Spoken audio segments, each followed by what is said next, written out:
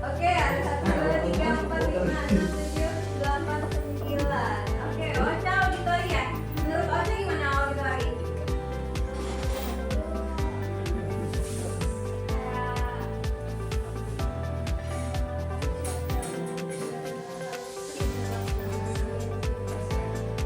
Terus kalau ada pelajaran bisa nggak terlalu Nah, itu tadi. Jadi hasil dari apa yang menyebutkan isi dari asesmen tadi itu bisa menunjang atau bisa kalian sesuaikan dengan pembelajaran pada saat di kelas atau di sekolah. Lanjut kita ke bagian. Nah ini apa itu intelijensi atau kecerdasan? Disebut kecerdasan jika perilaku itu berulang, di dalamnya ada kreativitas dan bisa memecahkan masalah. Nah itu adalah kecerdasan. Nih, lihat gambar ini nah. For a fair selection, everybody has to take the same exam. Please climb the tree. Kata yang gurunya atau yang memerintah di situ untuk tes yang adil. Nih, semua yang ada di sini mengikuti ujian. Silahkan panjat pohonnya. Menurut bagian kalian ini adil atau tidak? Oke, alasannya kenapa tidak adil? Ada gajah, ada penguin, ada monyet, ada ikan. Gimana caranya ikan bisa memanjat pohon? Bisa? Bisa ada anjing, sama itu ada singa kalau nggak salah ya, yang nyemper di bawah. Nah itu kan mereka tidak bisa diberikan tugas yang sama.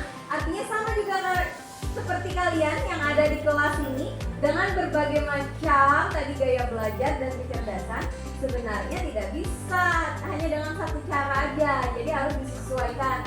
Oh ini misalnya Jaki dan teman-teman yang memilih visual, mereka tidak akan maksimal menerima atau menyerap pelajaran yang kebanyakan diberikan secara ceramah.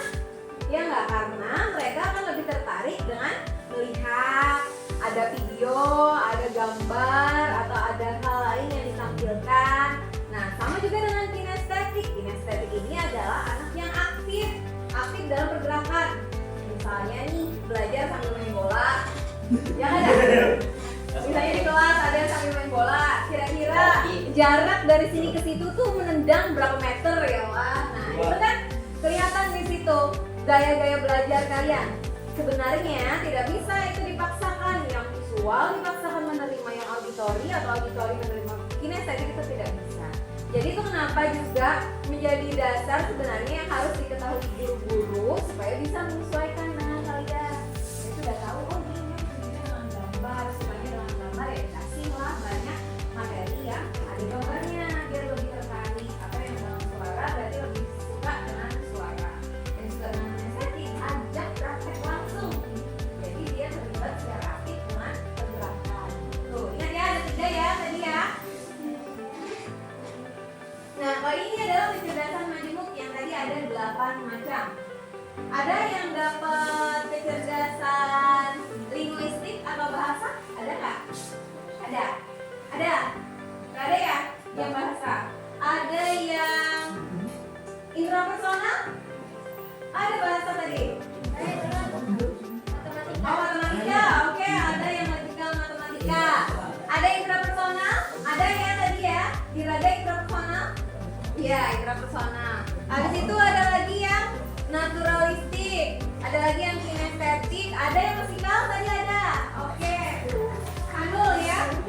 Oke, habis itu tadi juga musikal. Ada lagi visual spasial. Nanti tadi juga ada yang spasial. Nah ini tiga gaya belajar yang dijelaskan tadi. Gaya belajar visual, gaya belajar auditori, sama gaya belajar kinestetik. Itu ada kalau visual apa strategi pembelajarannya efektifnya, kemudian strategi pembelajaran yang efektif untuk auditori juga apa, kemudian yang untuk kinestetik juga apa, di situ ada ya. Nah kalau untuk visual menggunakan gambar, tentang konsep, tetap membuat catatan warna-warni. Bikin mind map atau sketsa. Kalau yang auditori itu menggunakan diskusi, tanya jawab, rekaman suara atau dengan musik edukatif, lagu edukatif. Terus dengan menjelaskan kembali materi dengan kata-kata sendiri. Kemudian yang kinestetik kata ibu tadi, di sini lebih bermain edukatif, simulasi, eksperimen, praktek atau bermain peran lainnya. Mengenali potensi karir masa depan. Nah, nanti kalau bagian dia mengaitkan apa yang ibu sampaikan ini dengan karir masa depan, kira-kira mikir apa? Mau jadi apa? Tadi dari siapa? Yang ada yang logikal mau jadi apa karirnya? Dokter. Oke, karena ada hitung-hitungan ya. Harus mengetahui dengan ilmu-ilmu yang eksak. Habis itu yang apa lagi? Musikal. Kira-kira karirnya mau jadi apa? Ada nggak? Ada apa? Jadi gitaris. Oke, mantap. Nah itu kan berkaitan tuh dari apa yang sekarang kalian miliki. Kalau itu diasah, dikembangkan potensinya, itu akan menjadi sasaran karir yang tepat dengan apa yang kemampuan kalian miliki.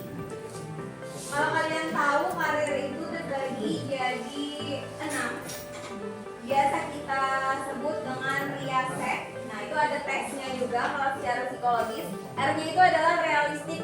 Nah realistik itu contohnya misalnya jadi mekanik, jadi tukang listrik, teknisi, polisi, atau petani. Habis itu ada lagi yang investigatif.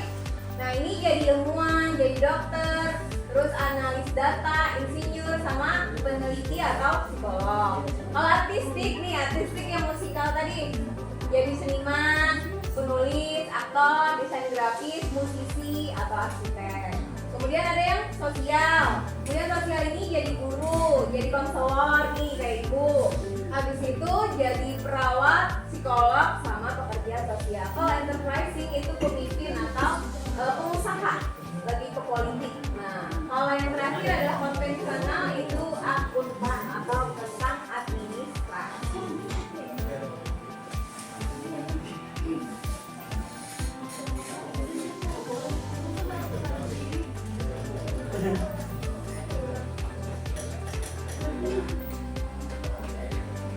Nah, kita kalau tadi sudah, ada yang mau ditanyakan dulu nggak? Sudah ada. Jelas ya, jenis-jenis gaya belajar dan jenis-jenis gaya belajar serta kecerdasan kemampuan yang kalian miliki. Dan aktivitas kita yang terakhir adalah untuk mengaplikasikannya. Tadi ingat ya, apa yang kalian punya, apa yang sudah kalian dapatkan, gaya belajarnya apa dan kecerdasannya apa. Ibu minta di dalam sini nih kalian membuat rencana karir. Ada nggak pulpen? Buat rencana karir, tandain atau bulatin rencana karir bagian siang ini apa?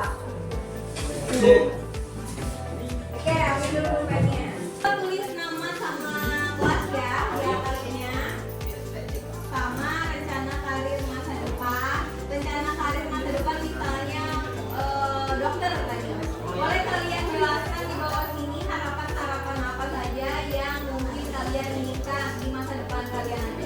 Misalnya jadi dokter yang bisa yang bisa memberikan pelayanan kepada masyarakat tanpa mengharap imbalan misalnya. Nah gitu yang lebih spesifik ya. Oke. Ini satu.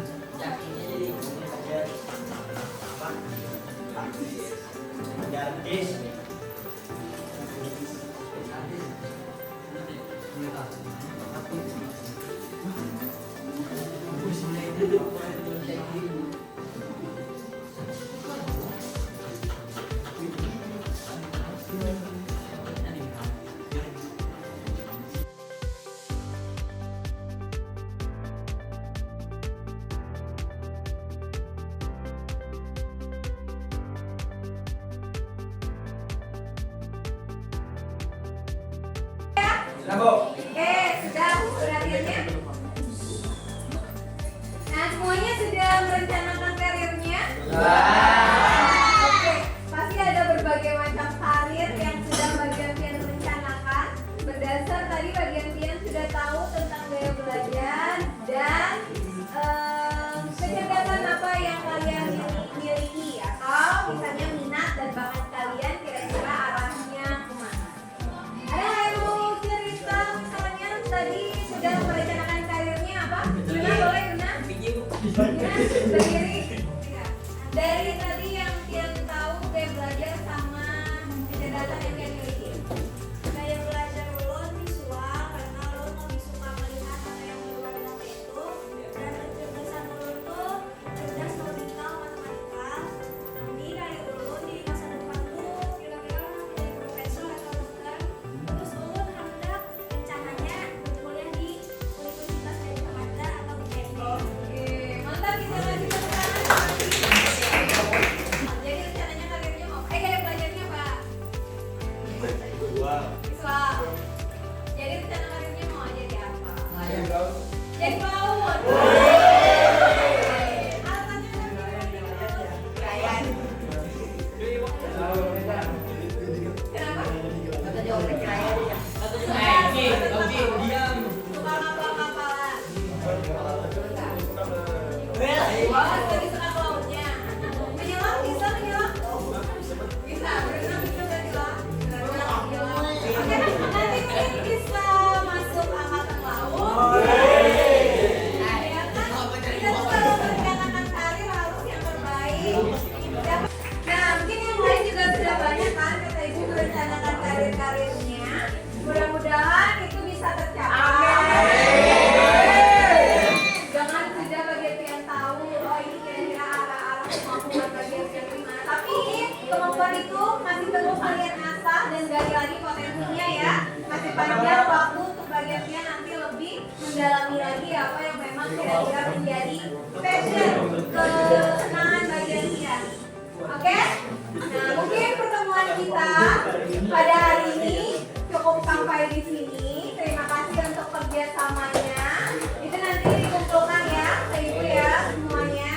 Nah, habis itu kalau ibu ada salah, ibu mohon maaf. Nanti kita ketemu lagi di pertemuan selanjutnya dengan materi yang lain lagi. Oke, terima kasih untuk perhatian.